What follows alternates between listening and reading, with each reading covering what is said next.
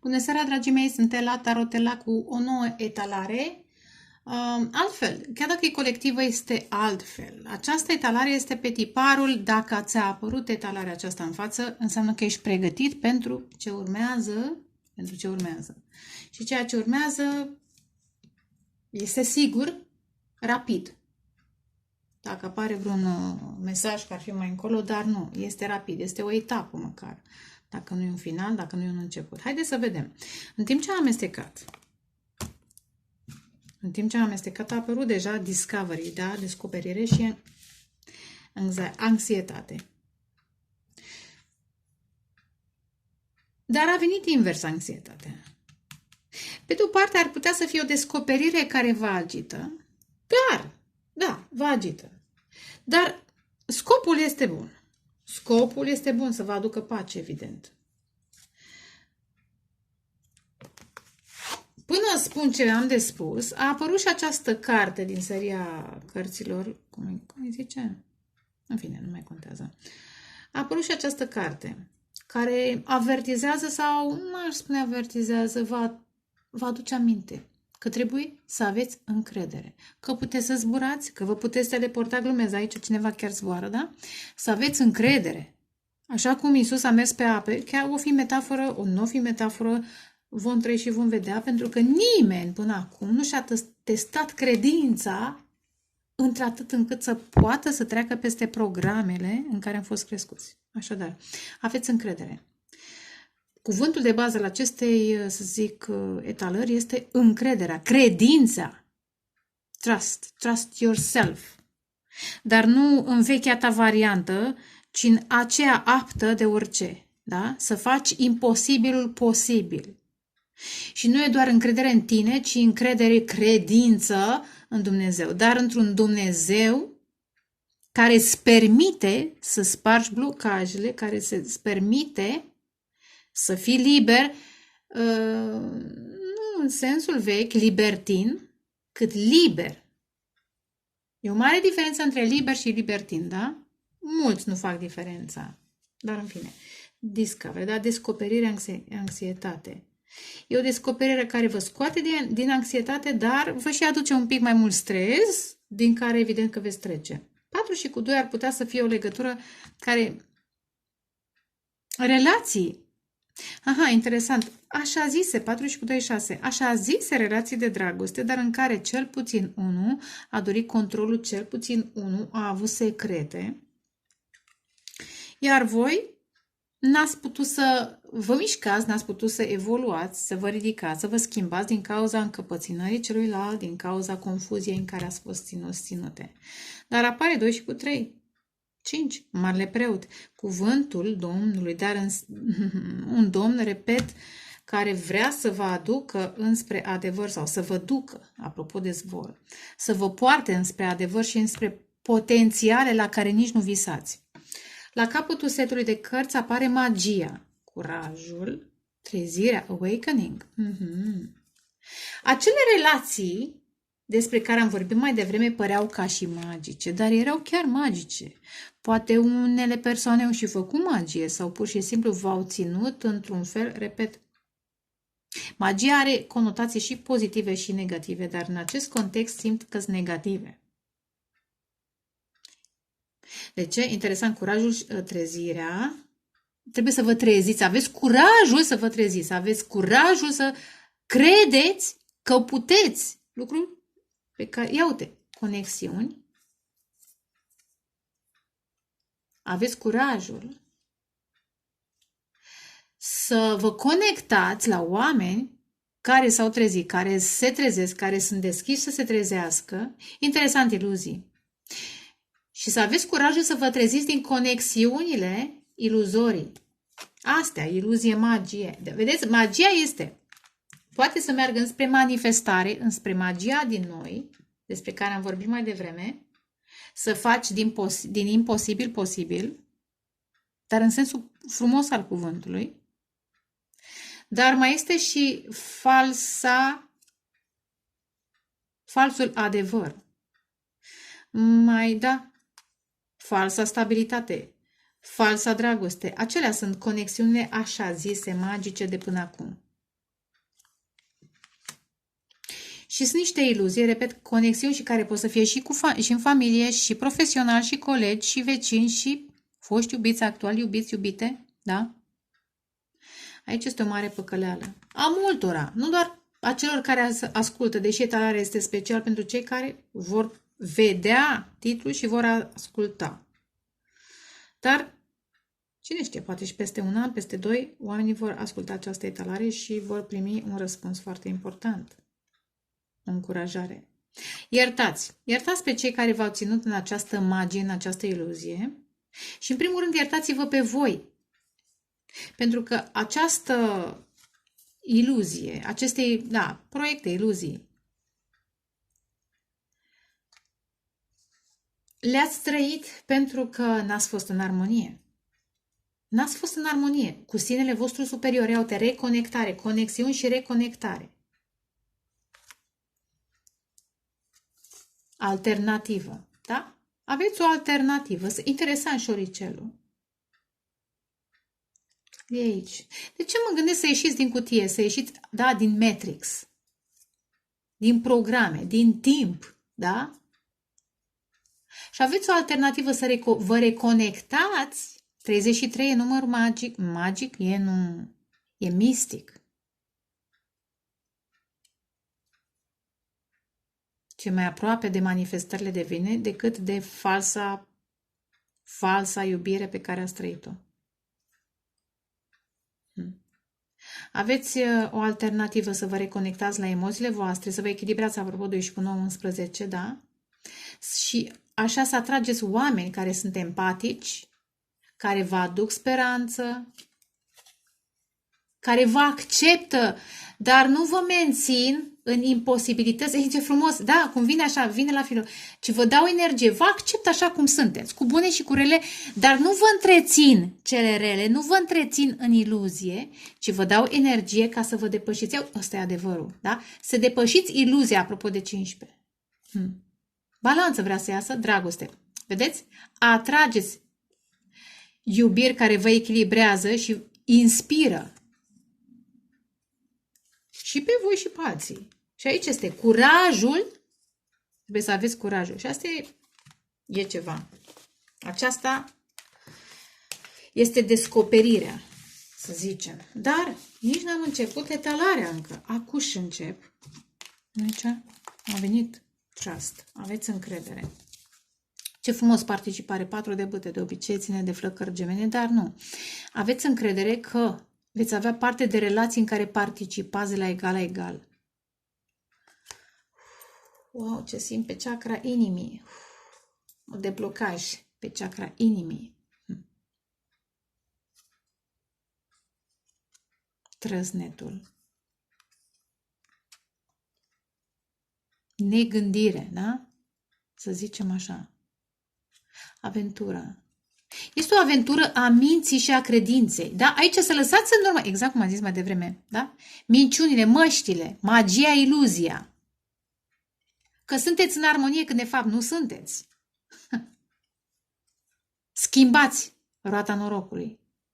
Schimbați în voi, asta simt, yin și yang, masculin și feminin, schimbați în voi felul în care vedeți masculinul și femininul, acțiunea și non-acțiunea. Gândirea și negândirea. Dar din întuneric s-a născut Dumnezeu. Deși sunt 2 Dumnezei. Unul născut din haos. Nu știu, dar care vreți să vă conectați? În fine, mai un mesaj. În momentul în care lăsați minciunile, programele, începeți o nouă aventură. Repet, a minții voastre, dar și în plan material. Oamenii vechi nu vor mai sta în preajma voastră, nu vă vor mai suporta, nu-i veți mai suporta voi. Se vor întâmpla situații și vor fi scoși din aura voastră ca să participați de comun acord la o reconstrucție. Interesant, 4, îl simt acum foarte sacru, foarte profund. Hai să vedem ce mai apare. Ia light motivul acestei etalări, să zicem. Ia uite, shining through. Da? Descoperiți, asta e descoperirea. Descoperiți lumina din voi, Dumnezeul din voi, sau natura divină, mai bine zis, ca să nu vă speriați. Natura divină. Nu robul lui Dumnezeu și roaba lui Dumnezeu, că nu, Dumnezeu nu ne vrea robi. Nu ne vrea robi. Ăla nu este un Dumnezeu adevărat, cel care te vrea rob. Ăla este un tiran. Deci, descoperiți lumina din voi. Da? Și intrați, ia uite, 11, justiția. Intrați în perfectă armonie. Poate muzica, să schimbați felul în care ascultați ce fel de muzică. Dar nu e doar atât, e muzica, simfonia universală aud. Muzica sufletului, al spiritului, al sinelui superior, apropo că apare și bunița. Da? Sunet și viziune, a higher view. Da? Dincolo, ia uite, de puppets. Master of Puppets. Apropo, Metallica, reascultați Metallica dacă puteți, dacă vă place, dar Master of Puppets asta aud.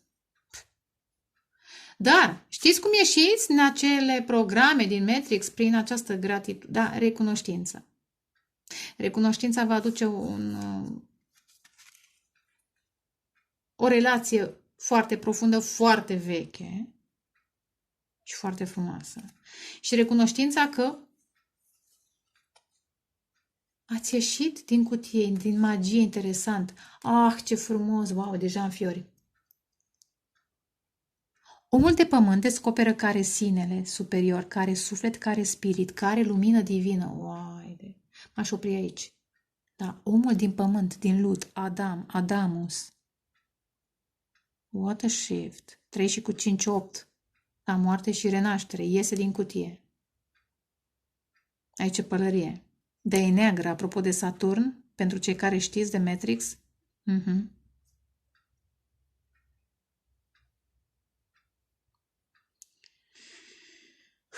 Și aici este, descoperiți, aveți o altă viziune. Vă ridicați deasupra. Sau poate vă poartă niște spirite, niște ghizi.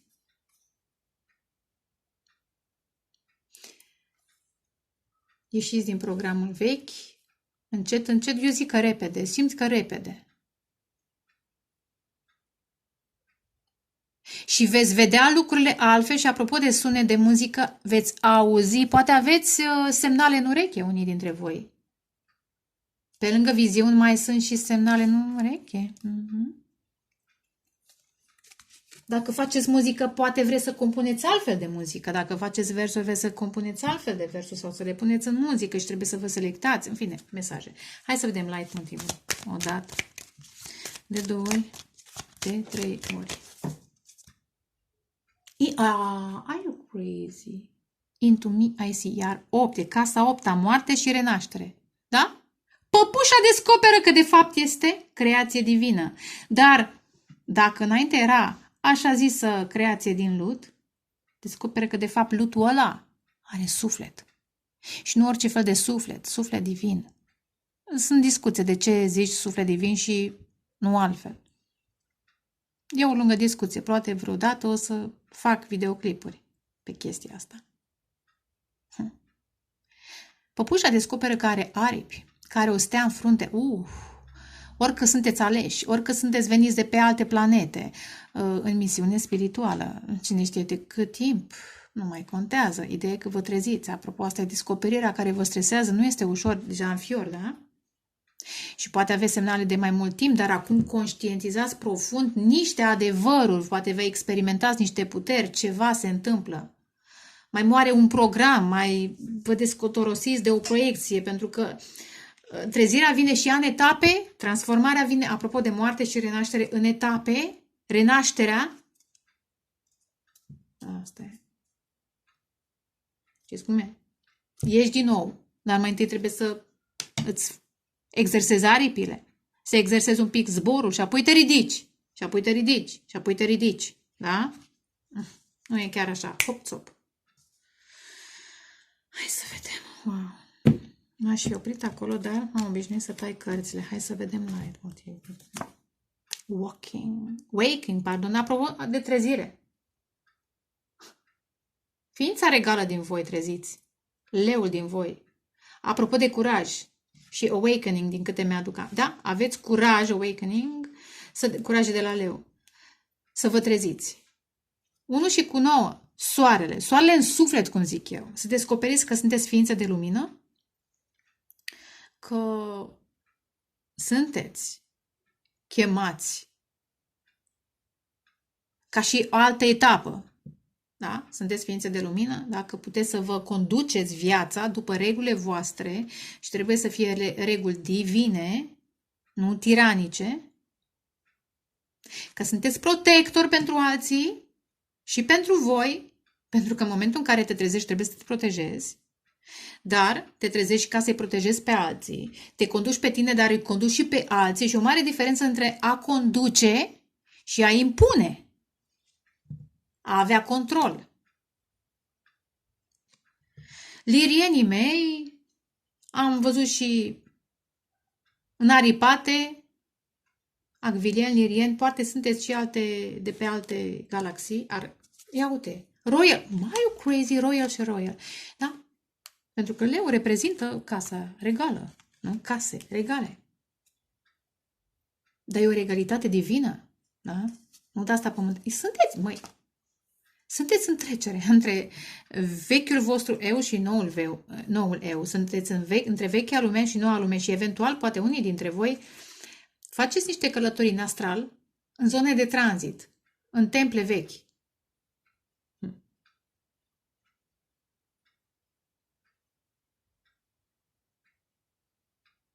În piramide călătoare aud.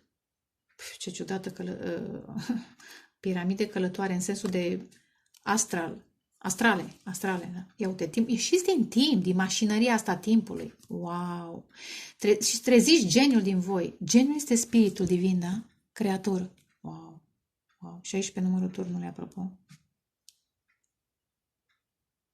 Coroană. Uite, vedeți, coroană. Eventual pentru unii, pentru că apare aici un leu și aici o coroană și o floare care ține de energia feminină, vă atrageți și perechea, masculinul sau femininul, da? Divin. Perechea regală. Pe care trebuie să o protejați, pentru care trebuie să vă luptați, pentru care ați fost chemați să vă treziți, chiar dacă poate unul dintre voi e mai trezit decât celălalt. Unul dintre voi deja materializează o parte din misiune, într-o formă sau alta, și celălalt trebuie să se ajusteze în niște planuri. Dar ce faci, iubire? Mi-a venit un lirian. Hai, mă, capi, mă. Ai lăsat pisica aia în pace, mă? Bravo. Hai cu mama. Hai că fac talare. Hai să vedem. Bravo, frumosule. Ai lăsat-o în pace. Nu mai fi bătușcă, nu e frumos. Hai să clarificăm. 4 cărți, cum făceam de obicei. O dată, de 2 ori și de 3 ori. O soi de cruce celtică, dar nu e chiar așa. Changing, interesant, schimbați. Neac, așa. Și așa.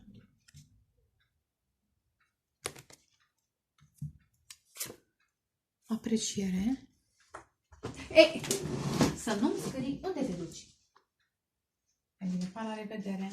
Vine, pleacă. Asta e. Du-te, ia-ți o gumă, ia-ți o geacă. Lumina, ce frumos. 3-13, interesant. Poate vedeți 3-13. Ghidaj, 5 și cu 2, 7. 3 e divin, 7 e divin. Și 13, moarte și renaștere. Și transformare. Are sens. Apropo de 13 și transformare.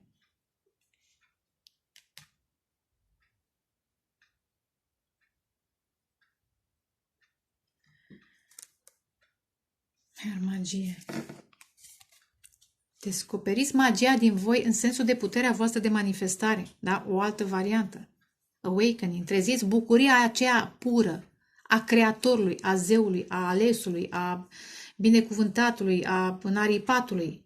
Ia uite, bucurie și putere. Bucuria asta care vă dă putere. Băi, ce frumos. Putere, destin. Feelings.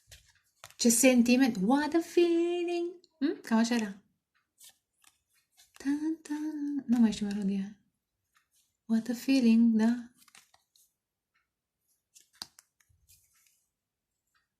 Intuiția voastră are o, da, apropo, înflorește. Și senzația, nu, sentimentul ăsta că destinul vostru este puternic, că sunteți chemați să înfăptuiți ceva șocant, apropo de turnul de 16, ceva care aduceți bucurie și putere și altora, dar e și senzația foarte faină să te simți. Dacă la un moment dat intuiai în anumite momente că poți să fie aleși, că poți să fie așa și așa, acum aveți din ce în ce mai multe semne, inclusiv acest videoclip. Descoperiți magia din voi. Ce frumos! Hai să vedem ce alt mesaj mai vine. Să clarific imediat. Apreciere. Apreciați-vă.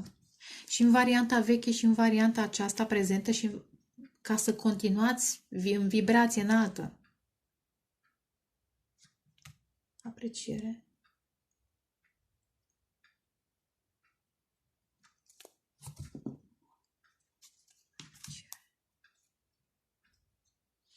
Dar interesant este și apreciere ca și gândire, ca și înțelegere. Și am deschis la înțelegere. Apreciați, înțelegeți aspecte din voi care trebuiesc să moară și aspecte care trebuiesc să se nască sau să se transforme. Era un citat, trebuie să știi, cu Shine Dokaner, ea ziceam, trebuie să știi ce poți să schimbi și ce nu poți să schimbi. Decizii. Interesant, apreciere și decizii. 44, număr iar foarte puternic. 44, 8. 13, care moarte și renaștere se reduce la 4. Aveți de luat niște decizii foarte importante, care implică transformarea voastră radicală. Dar primiți și ghidaj, da? În acest sens. Primiți o lumină, nu este confortabilă, dar este foarte necesară.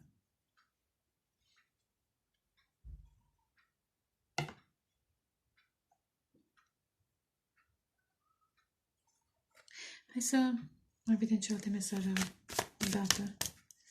De 2 ori. Terapie cu lumină. Știți cum e? Cu laser, cu... Poate chiar lumină disco. Cine mai merge la discotecă, în fine. Dar e și vibrație. E frecvență, vreau să zic, nu doar vibrație. Ia uite, stresul. Dragii mei, decât... Aici este. Trebuie să vă ridicați. Într-o altă zonă nu să ieșiți dintr-un cub ca să intrați într-un altul, dintr-un program într-un alt program. Cum probabil la un moment dat, cam toți am făcut la un moment dat, dar trebuie să luați de la zero. Wow, ce frumos!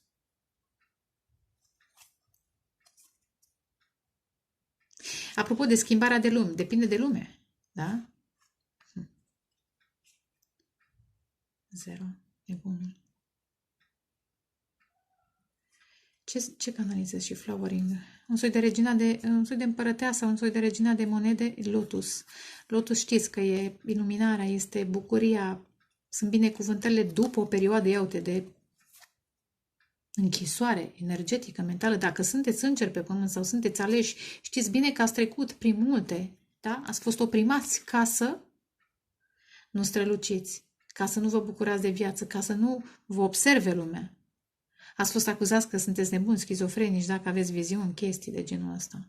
Dar e posibil ca totuși cineva să se streseze în legătură cu un început care acest început duce către perechea divină, bărbat, femeie, ce-o fi. Dar aici e un bărbat, da? Și aici este energie femină divină. Da, vedeți. Dar, hai să și tai. Ba nu, ia. Clarificăm aprecierea. Clarificăm aprecierea. Decizi. Ia uite, totalitate. Da, sunt 3 persoane aici. Jocul sorții, aud. Jocul destinului. Ia uite, vedeți, trebuie să apreciați, apropo de salt, de nebun ce am văzut mai devreme, trebuie să apreciați distanța, puterea cu care vă aruncați înainte. Să apreciați eventual puterea cu care vă ține trecutul și cum să vă smulgeți din acest trecut, ca să vă aruncați înspre viitor. Trebuie să apreciați corect programele, puterea programelor mentale din care vreți să ieșiți. E un conflict. Poate și competiție, să apreciați competiția în care sunteți. 5 de bâte înseamnă și competiție și conflict interior sau chiar și exterior, că da, e competiție. Și război energetic.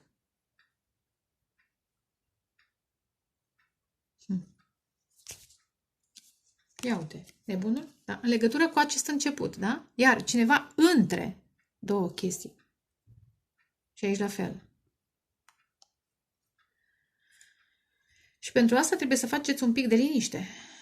Pentru că războiul nu este vizibil. Poate să fie și vizibil, dar cel mai puternic este cel care nu se vede. Pentru că este în alte planuri.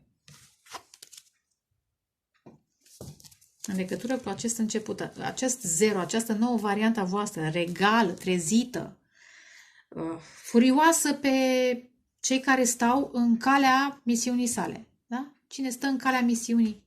Bine, nu, furioasă în sensul, nu neapărat de să transmiți ură, dar să nu permiți ca cineva să stea în calea ta și în momentul în care vrei să-i dai la o parte, să, evident, să apelezi la divinul din tine, dar și la ghidajul divin. Interesant, 5 și cu 2 marele preot și marea preoteasă. Da, sunteți ghidați înspre oameni, înspre parteneriate, înspre perechea perfectă pentru misiunea voastră. Hai, clarificăm lumina. Asta. Mind. Se face lumină, da? Când e întuneric și se bat mutanii, dar nu am cum să mă duc, da? Când e întuneric, ia uite ce, haos. Așa este în acel cub, în Matrix. Când e întuneric. Dar când e lumină, deci când e întuneric, uite cum te vezi, dar când e lumină, uite cum te vezi. E o mare diferență. Sau vezi demonii din alții, în momentul în care ai lumină, vezi demonii din alții pe care până mai de ună zi considerai prieteni. Ia uite, comparare. Compari. Ia uite, mare.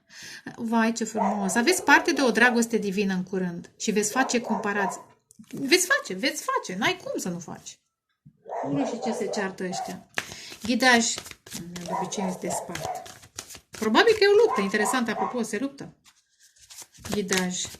Clarificăm ghidaj. Scuzați-mă de gălăgie. Ghidaj.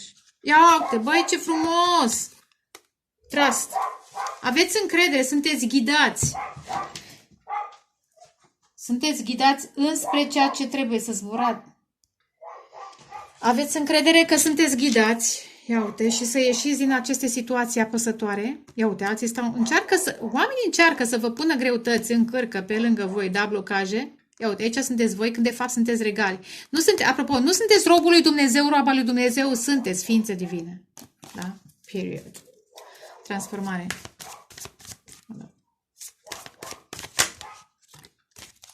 Ce frumos! O nouă relație, 0 și 4 de bâte.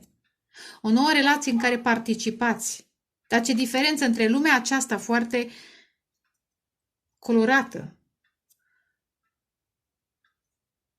vie, față de cuburile pe care le-am văzut mai devreme, da? Transformare, da? 21 este lumea în tarot. Încheiere de capitol. O nouă lume. Și aici 0, da? Vechea lume se încheie, vechile programe și sunteți gata pentru că ați ascultat. Se apropie această... Da?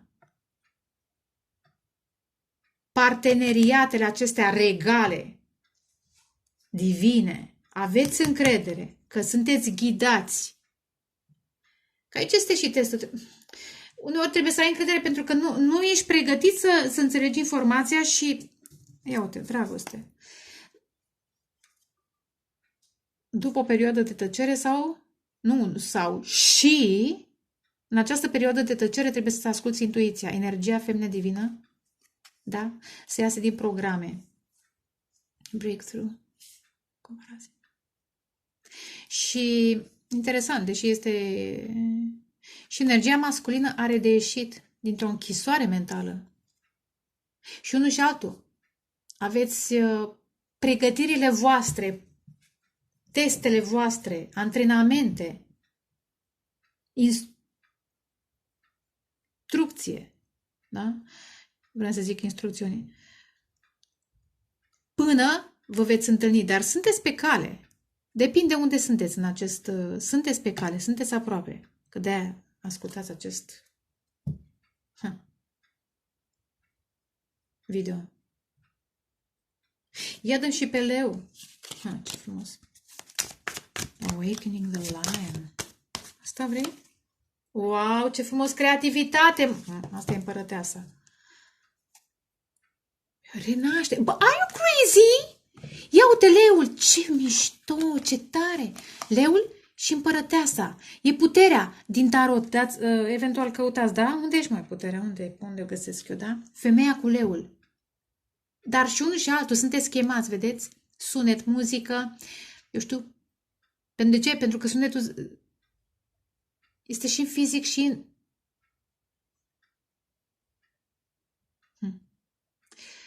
Energia feminină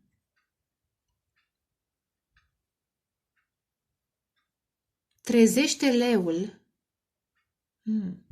leul divin, Ariel să zicem, da? Trezește leul divin dintr-un masculin. Interesant, pentru unii posibil acest masculin să aibă în cârcă, apropo de Cămilă, multe responsabilități, că asta face. Să fi trecut printr-un deșert. Ce înseamnă deșert? Adică lipsa emoțiilor. Oameni sau emoții toxice. Și trebuie să-și rețină emoțiile, să nu le exprime pentru a supraviețui în acea lume întunecoasă. Acum și energia feminină are experiențele ei de viață. Iluziile ei. Și unul și altul. Însă,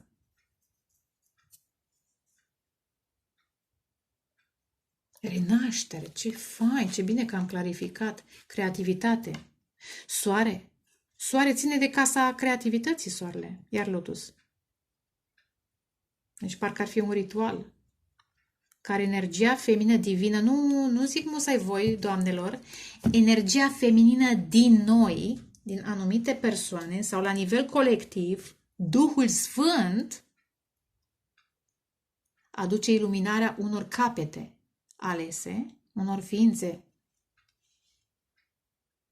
care trebuie să descopere cine sunt. Dar posibil să fie diferențe între voi, dar, repet, foarte necesare. Uite acum a picat la fix.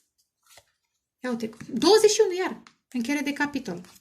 Sunteți Da, măi, nene, deci asta e între alesul lui Dumnezeu și Starseed, da? Sau îngerul lui Dumnezeu. Wow!